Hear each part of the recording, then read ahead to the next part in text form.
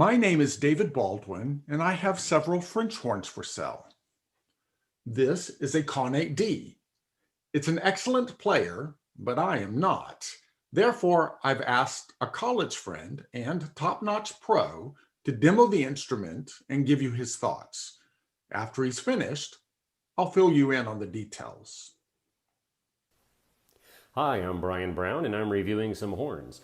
This is a Conn 8D. It's obviously nickel silver crusty wrap like an 8D should be. I believe this is an Abilene model, so built after Elkhart, but still I think around the 70s is when this was built. It plays really nicely, especially in the low range. I'm really enjoying the low notes on this horn. They kind of just pop out.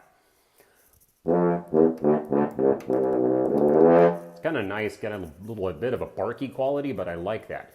But it does play really well in all the registers.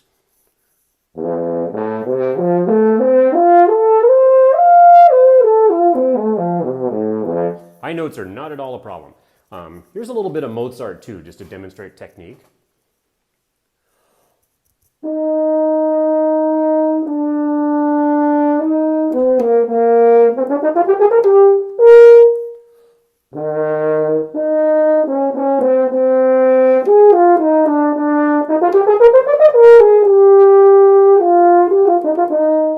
Feels really resonant when I play, so I'm enjoying that just as a player.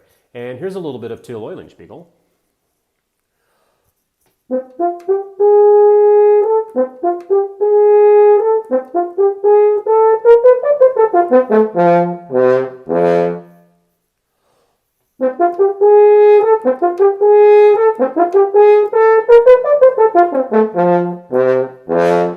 So yeah, it has a really nice core to the sound, and it feels really good to play.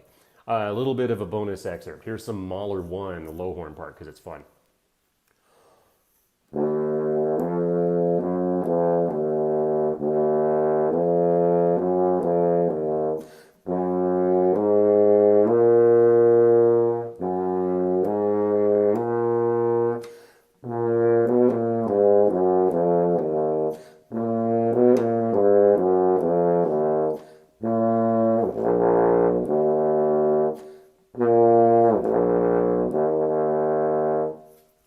So that's that. I really enjoy this horn too.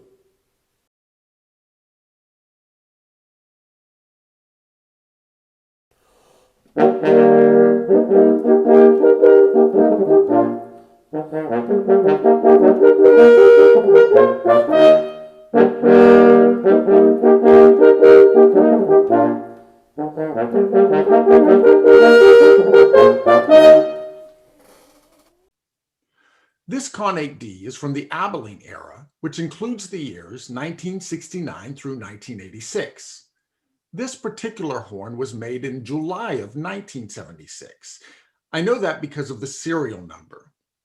A positive thing about horns made in Abilene, Texas, is that they're built like tanks. They were meant to take a licking and keep on ticking. A negative thing about Abilene horns is that they can have valves that can have problems. The first valve of this horn can be noisy, but that can be overcome by using a heavier oil. A pop test reveals that the horn does have compression, but the compression is not great. On the other hand, the action of these valves is wonderful. They're very quick. As far as the work done to this horn, I stripped the lacquer and gave it a chemical clean. I had a top-notch tech remove the dents and resolder braces. I replaced the third valve slide with a new one direct from the factory. Note that the second valve is missing a screw in the back because at some point in its history, the valve spindle was soldered over and it can no longer receive a screw. The horn has new rotor bumpers and strings. Also, the springs are very responsive and appear to be rather new, though I did not replace them. The instrument has some blemishes, and those have been clearly noted in the accompanying photos. Who would be a good match for this horn? Potentially anyone. I taught many students who began on Conn 8Ds. There are still many professionals who own and perform on Conn 8Ds. If you're looking for a way to get a nice but less expensive specimen, this is a good candidate.